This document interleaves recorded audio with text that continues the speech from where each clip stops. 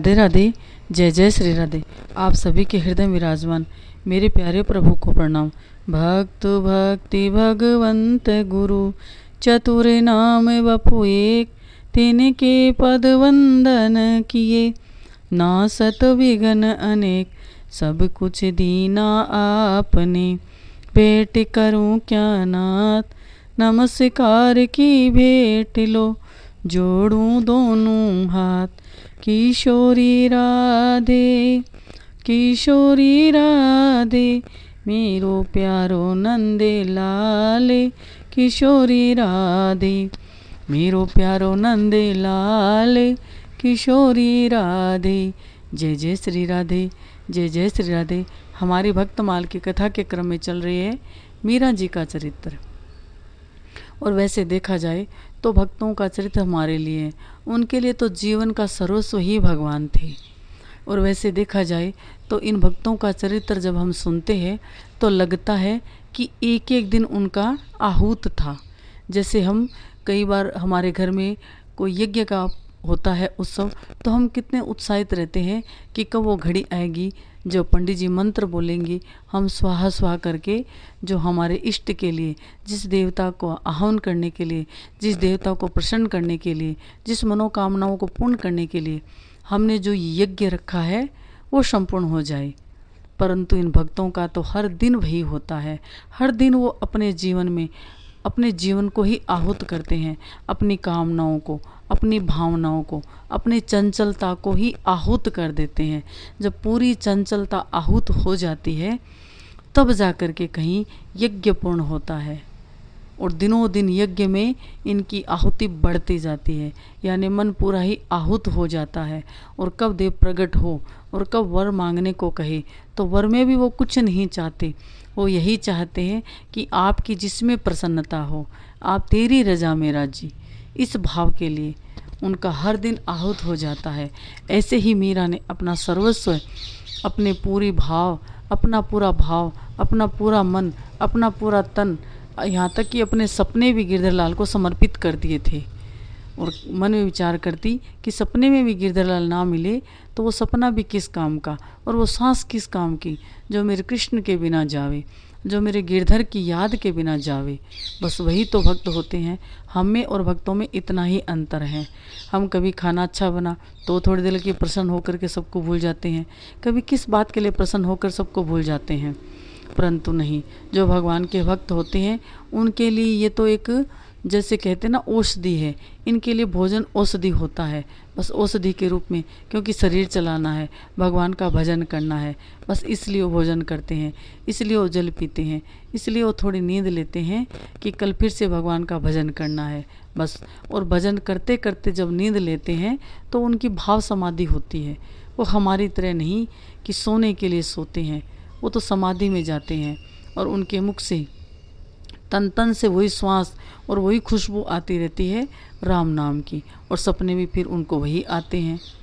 यही फ़र्क है हम में और भक्त में। यहाँ भी मीरा के साथ यही था। मीरा ने अपना सर्वस्व भगवान पर आहूत कर दिया था, समर्पित कर दिया था। तो अब मीरा तो भगवान का, कहते हैं, सुबह से लेकर शाम तक भगवान की ही सेवा रहती थी मीरा के लिए। सांझ पड़े से भोरे भय से, सांझ पड़े तक सेवा को ही नेम हमारो।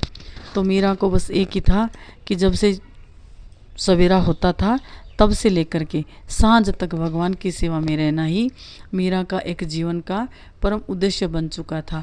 अब मीरा कहाँ, मीरा अपने में रहती थी और माँ को चिंता भी रहती थी। और वैसे वो घटना घट ही रही थी कि जिसकी कभी किसी ने कल्पना भी नहीं करी थी कि जिससे बात चलाई हो वही राजमहल में हो।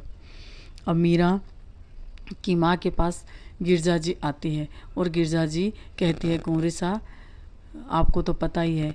तो मीरा की माँ कहती है, हाँ मुझे सब पता है, मैं भी कोशिश करती हूँ, परंतु कहाँ से शुरू करूँ ये समझ में ही नहीं आता। तो गिरजा जी से कहती है कि दीदी आप ही क्यों नहीं करते, जीजी आप ही क्यों नहीं मीरा से बात कर लेते। अरे मीरा आपका तो कुछ थोड़ा बहुत मान भी लेती है, मेरा तो मेरा कुछ भी नहीं मानती। तो गिरजा ने कहा कि मुझे याद है वो दिन कि जब उनके ताए सा ने बात चलाई थी तो 3 दिन तक मीरा होश में नहीं रही। कहीं अब अगर कहीं लाडली को ही, लाडन पूत को ही ना खो दे। तो कहा कि देखो चर्चा इतनी आगे बढ़ चुकी है और पता नहीं कल क्या हो जाए, तो आपको जाने से पहले बात तो करनी ही है, क्योंकि राजपुरोहित जी भी आपके साथ ही जा रहे हैं और आज वो महल में भी आएंगे, तो एक बार आप मीरा से बात करो। तो ताई जी ने कहा ठीक है, जब मीरा का लाडल सा का भगवान का भोग प्रसादी सब पूरी हो जाएगी तो दोपहर में जा कर के मैं मीरा से मिलूँगी और मीरा से बात करके देखती हूँ, सहजता से बात करूँगी, मीरा का मन टंटोलूँगी कि 4 साल बाद में, क्योंकि अभी वो कहते हैं ना कि यौवन अंगड़ाई पर है, हो सकता है भक्ति अपनी जगह हो पर अपने अरमान अपने सपने भी तो होते हैं, हो सकता है एक कोशिश करके देखते हैं। तो मीरा की माँ कहती है मेरा तो बहुत जी घबरा रहा है, और फिर वो अपने कक्ष में आ जाती है और गिरजा जी अपने कक्ष में, गिरजा जी के कक्ष में बहुत रौनक लगी हुई थी, बस जो देखो वही पूछने आ रहा था, क्या चाहिए हुक्म सा, कुछ चाहिए तो नहीं, कुंवर सा के लिए कुछ चाहिए तो नहीं, भोजराज जी के लिए हम क्या कर सकते हैं, कुछ चाहिए तो नहीं, बस यही कैसे भी करके भोजराज जी की सारी कामनाएं पूर्ण कर दें। परंतु किसे पता था कि भोजराज जी को कुछ भी नहीं चाहिए, कुछ चाहिए ही नहीं। भोजराज जी ने तो अपना जीवन ही मीरा पे समर्पित कर दिया, परंतु ये बात अभी तक किसी को पता नहीं थी। और आज मीरा की माँ और मीरा के पिताजी भी बात करते हैं। मीरा के पिताजी कहते हैं, रतन कंवर जी अपनी धर्मपत्नी मीरा की माँ से कहते हैं कि करें तो क्या करें।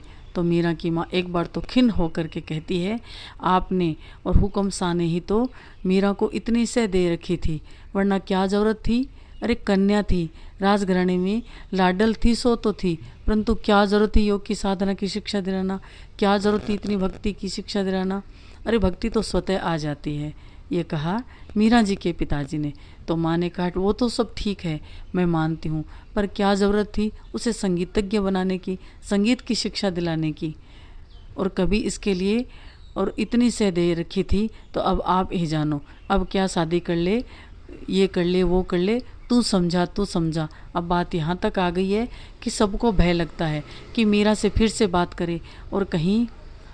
तो कुंवर शाह ने कहा नहीं ऐसा नहीं हो सकता, मीरा अब बड़ी हो गई है, मीरा अब सयानी हो गई है, ऐसा कुछ भी नहीं होगा, मीरा से बात करो, मैं पिता हूँ, शायद मुझसे शर्मा जाए, मुझे अपने दिल की बात ना बतावे, तू तो माँ है, आप माँ हो, आप बात करो। तो मीरा की माँ कहती है मैंने बहुत बार बात करके देखी है, परंतु मुझे भय लगता है कि कहीं इकलौती पुत्री है, उससे भी हाथ ना धो बैठे।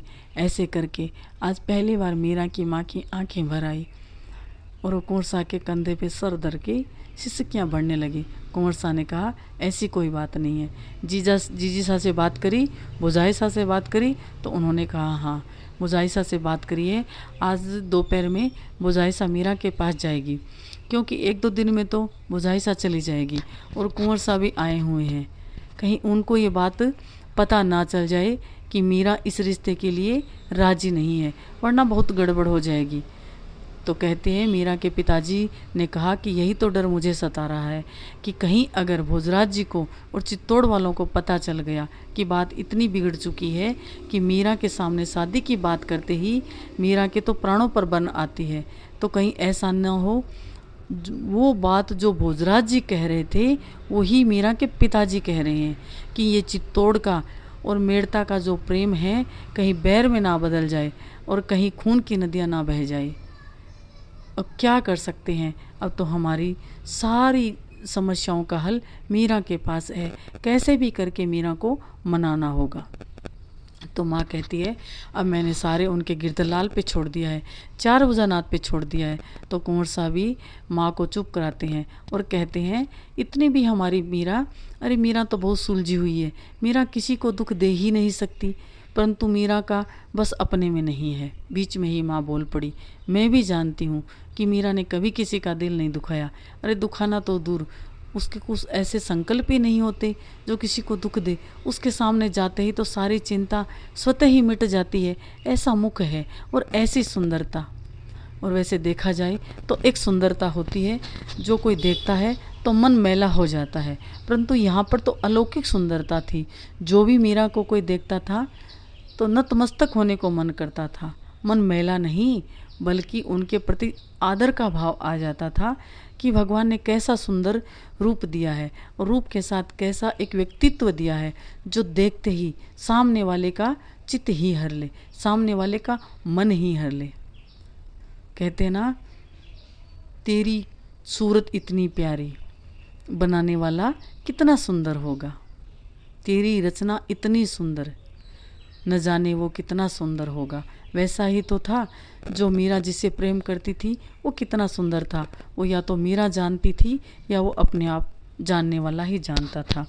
और ऐसे करते करते माता और पिताजी भी चिंता करते करते उन्होंने कहा, बहुत देर हो गई है, अब भोजन प्रसाद पाते हैं।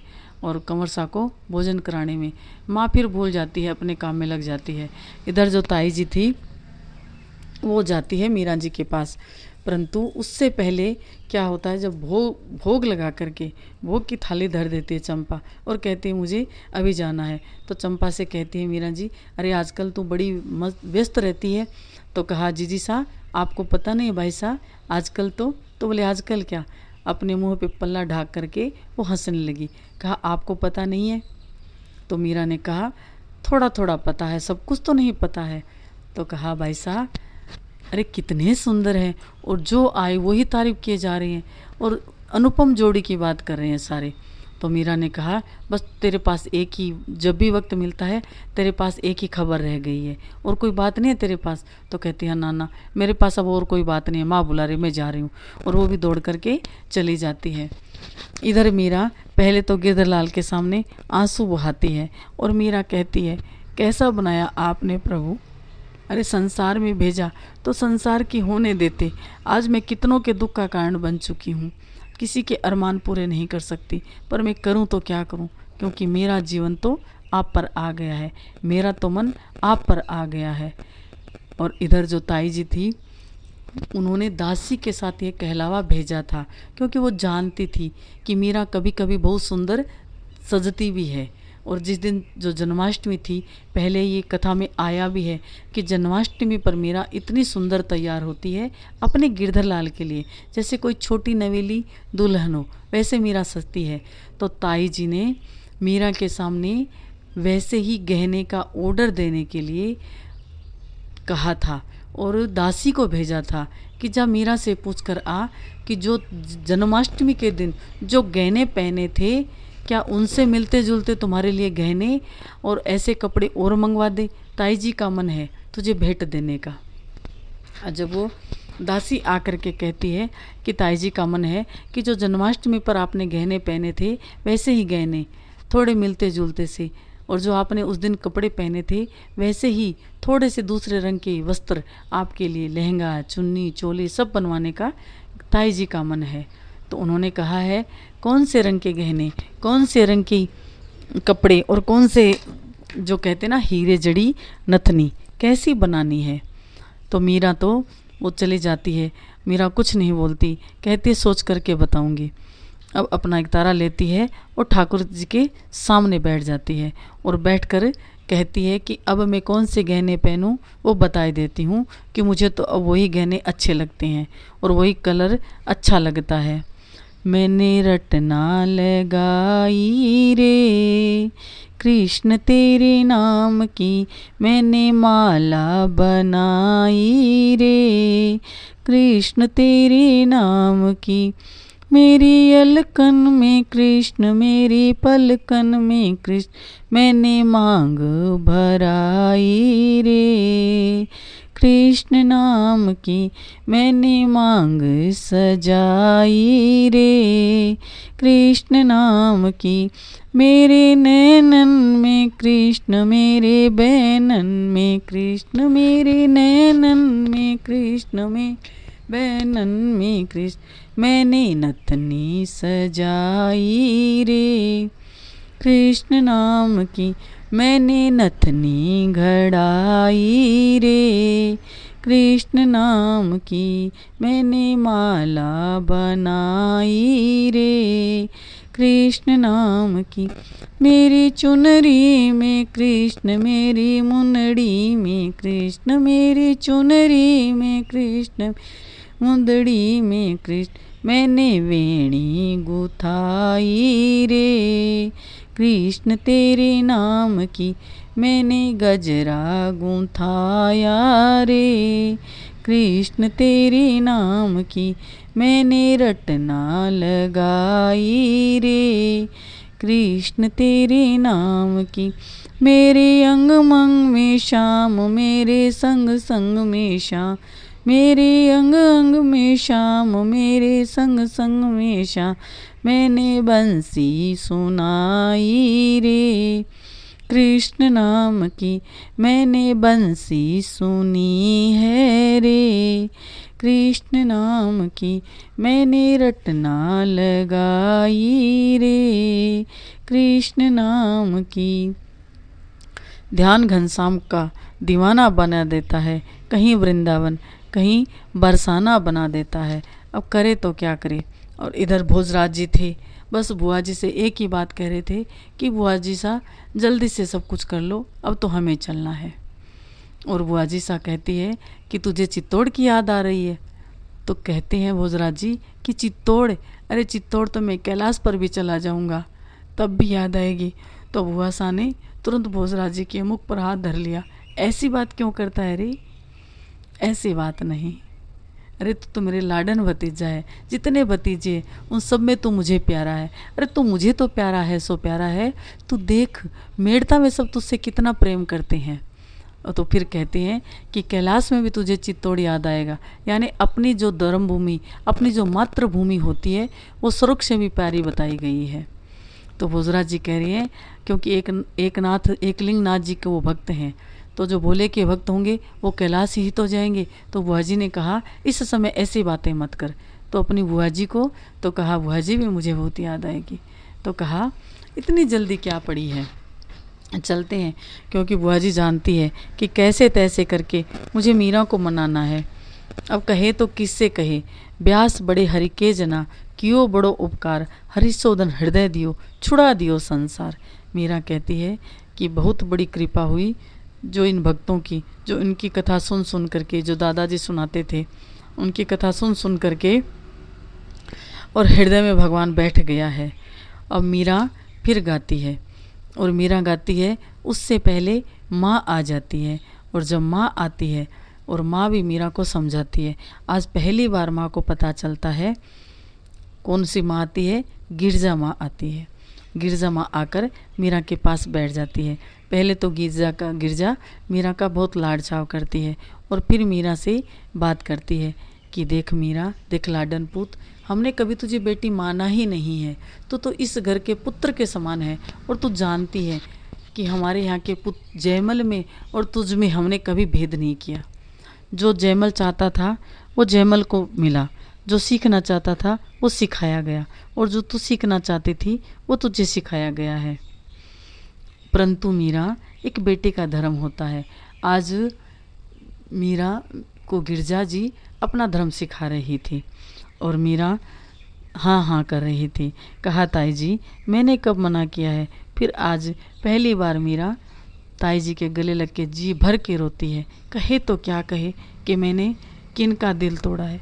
कैसे कह दे कि आपके लाडले भोजराज जी का मैंने दिल तोड़ दिया है। कुछ भी नहीं कह सकती मीरा, इतनी जी भर के रोई है। तो ताईसा को भी समझ में नहीं आया। अरे ताईसा तो डर गई, घबरा गई। कहा, मन में विचार किया कि अभी तो मैंने शादी की बात भी नहीं करी है और ये हालत मीरा की कैसे करूं। कांप गई ताई जी, मीरा से बात नहीं कर पाई। और कहते हैं कैसे तैसे करके मीरा को ढाढ़स बंधा करके और कहती है कि क्या हुआ तुझे, कुछ तो बता। अरे पगली, मीरा ने कुछ नहीं बताया। कहा ताईसा मुझे माफ़ कर दो, मैं आपको कोई सुख नहीं दे पाई, मैं आपकी कोई बात नहीं मान पाई, परंतु अब आप जो कहोगे मैं वही करूँगी।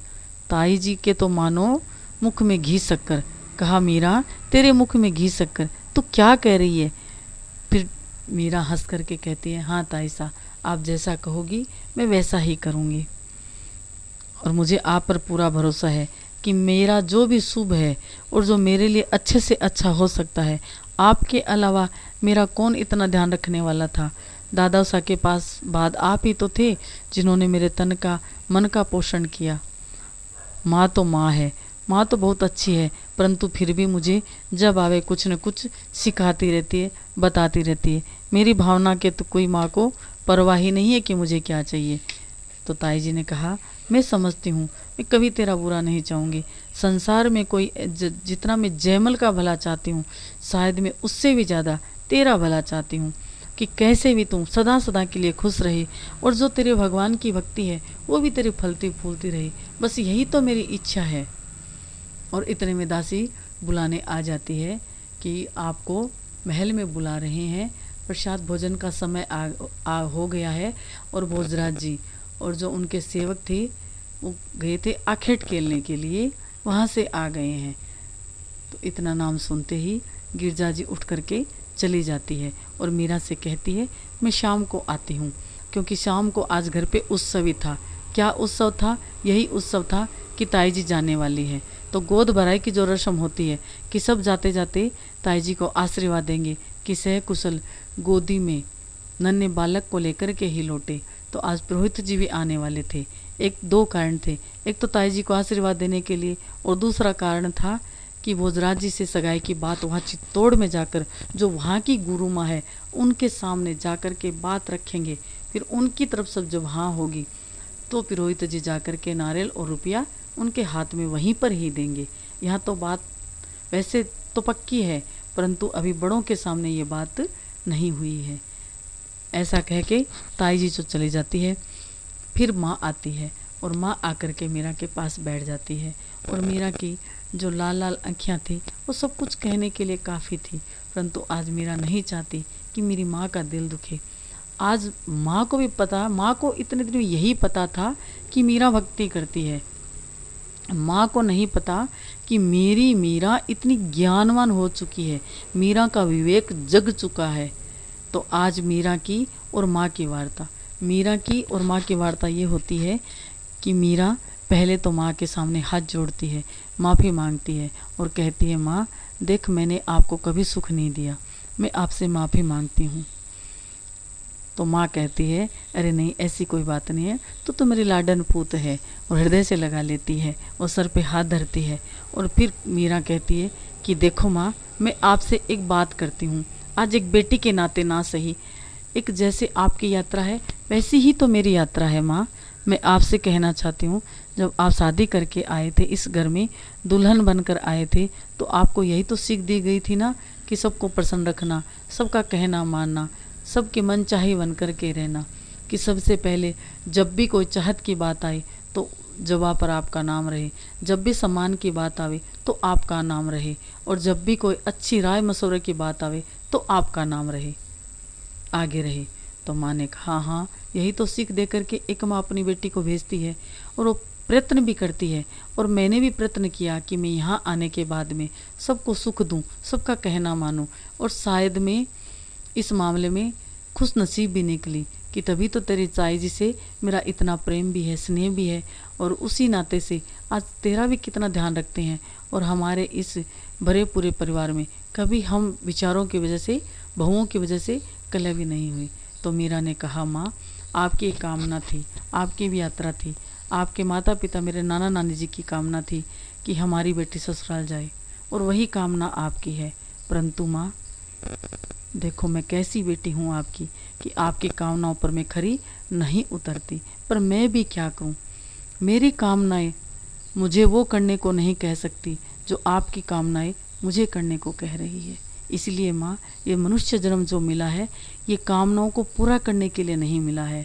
माँ, ये मनुष्य जन्म तो कहती है कि देख, तेरे जिस घर में शादी हो रही है वहाँ तो बहुत सुख पाएगी, वहाँ पर तुझे बहुत लाडों से रखा जाएगा। तो कहा, माँ इस देह को पा करके सुख भोगने की कामना तो कभी मन में लानी ही नहीं चाहिए।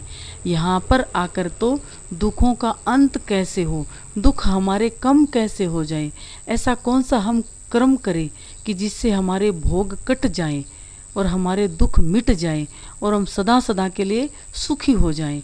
अगर कामनाओं की पूर्ति में लगे रहें तो माँ हम कभी सुखी नहीं हो सकते, क्योंकि ये कामनाएं तो ऐसी बेल है जो सदा हरी रहती है और कोई न कोई कुपल उन पर आती ही रहती है। तो माँ मनुष्य जन्म पा करके तो ऐसा करना चाहिए कि कोई नई कामना की कुपल फूटे उससे पहले ही उसे मसल देना चाहिए, उस डाली को पनपने ही नहीं देना चाहिए। तो माँ कहती है, अरे मीरा तेरी ये बड़ी बड़ी बातें मेरी कुछ समझ में नहीं आ रहा है, मैं कुछ नहीं जानती। मैं इतना जानती हूँ कि जो तेरे साथ कुछ अनहोनी ना हो जाए। और अब तो मीरा तू बात मान ले, तू सबकी बात मान ले। और देख, वैसे भी देखा जाए तो ताई जी जो कह रही है गलत तो नहीं है। तो मीरा ने कहा, मैंने कब कहा माँ गलत है, मैं तो आपसे माफ़ी मांग रही हूँ कि जो आप चाहते हो शायद वो मुझसे नहीं हो पाएगा, परंतु माँ मैं गिरधर लाल की सौगंध खाकर कहती हूँ कि मैं ऐसा अब कुछ नहीं करूँगी कि जिससे आपको नीचा देखना पड़े इस खानदान में, इस घराने में, और पिताजी को देखना पड़े। मैं आपकी इकलौती पुत्री हूँ, मैं पूरी कोशिश करूँगी कि जितना बचपन से लेकर आज तक आपने जो सुख दिया है शायद मैं लौटा तो ना सकूँ, पर कम से कम आपके दुख का कारण तो मैं ना बनूँ। और मीरा कहती है कि माँ जो आपके मन में है सो करो। इतना कहना था कि माँ बड़ी प्रसन्न हो जाती है और पीछे से आकर के वो कहते ना, दासी ने आवाज़ दी कि आपको जीजी साहब बुला रहे हैं, और कहा, अरे मीरा मैं अभी आती हूँ। और बात अधूरी छोड़ करके माँ भी चली जाती है। और अब संध्या का समय हो जाएगा, तब पुरोहित जी आएंगे और उनके सामने, अब गिरधर लाल के सामने, तो मीरा फिर भगवान से यही प्रार्थना कहती है कि मेरा कोई ना सहारा बिन तेरे, नंदलाल सांवरिया मेरे। और परंतु मीरा आज कहती है कि आज मैं थोड़ी थोड़ी खुश हूँ, पूजा का अधिकार दे दिया, मैं वरदान और क्या मांगूं, जीवन दान दे दिया तुमने, तुमसे दाता और क्या मांगूं। जीवन दान दे दिया, यानी भोजराज जी ने जो वचन दिया है, तो अब मीरा ने जो कटारी मारूं, जहर खाऊं, मरने का विचार था वो त्याग दिया था। मैं अब अपने सांस सांस में प्रभु तुमको ही, मैं अब अपनी सांस सांस में तेरा ही सिमरन नाम रटाऊं। जीवन दाता दे दिया आपने, ऐसा दान दिया है जो कभी किसी ने नहीं दिया है। हे गोपाल सांवरिया मेरे, परंतु रूप राशिया कहाँ मिलेगा, कौन यहाँ है तुमसा सुंदर। मेरी आँखों में जो रूप बसा है, और स्वामी मैं तुमसे क्या मांगूं। मीरा कह रही है जो आँखों में रूप बसा है ना, इशारों इशारों में मीरा कह रही है कि जैसे आपने भोजराज जी की तरफ से मुझे आश्वासन दिया है कि भोजराज जी अपनी प्रतिज्ञा से कभी नहीं टूटेंगे, वैसे ही आप मेरी भी रक्षा करना, क्योंकि मैं भी इस कलिकाल में आई हुई हूँ, आपकी ही दासी हूँ। कितनी भी कोशिश कर लो, क्योंकि ये जो डगर है यहाँ पर फिसलने का खतरा बहुत है। तो मेरी आँखों में रूप बसा है और ये रूप ऐसे ही बसा रहे, और स्वामी मैं क्या तुमसे मांगू। मीरा सब कुछ भगवान से कह रही है कि आपने जीवन दान दे करके बहुत, आज मैं क्या दूं आपके लिए, और आपके अलावा मेरा कोई भी नहीं है। अब तो मैं सांस सांस में आपका ही गुण गाऊंगी, क्योंकि आपने एक अवसर दिया है मुझे फिर से जीने का। जय जय श्री राधे, जय जय श्री राधे। मीरा के गिरधर गोपाल की जय, नंद नंदन की जय। अवगुण करे समुद्र समाना, गिने न अपनो जान, राई के संभजन को माने सुमेरे सुमान। मीरा कहती है कि जो अवगुण तो समुद्र के समान करते हो तब भी आप नहीं गिनते हो, परंतु राई के सम अगर हम भजन करते हैं तो आपने सुमेरु माना है। मैंने ऐसा कौन सा काम किया है जो आपने मेरे लिए इतना कुछ किया है। जय जय श्री राधे।